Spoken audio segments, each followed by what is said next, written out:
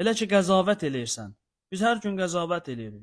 Hər gün məhkəmə eləyirik. Məhkəmə təkcə o inzibati binalarda olan məhkəmələrdən söhbət getmir. Heç yeri gəlsə ora şeytan müdaxilə eləyə bilmir. Ortada fakt var, sübut var. Fakt və sübutlar əsasında qərar verilir, hökm verilir. Biz hər gün faktsız, sübutsuz, ədalətsiz məhkəmələr qururuq.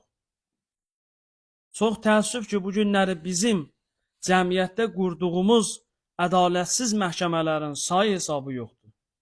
Evlərimizdə ədalətsiz məhkəmələr, çayxanalarda ədalətsiz məhkəmələr, çox təəssüf məscidlərdə bəzən ədalətsiz məhkəmələr.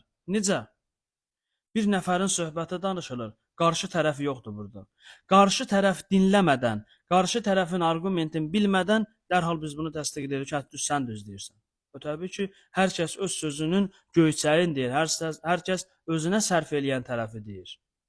Amma qaziliyin ibtidai qaydası budur ki, hər qarşı tərəfi də dinləyəndən sonra hər iki tərəfi dinləyib, Allah tərəfi doğru, düzgün bir dənə mövqeyi sərgiləyəsən.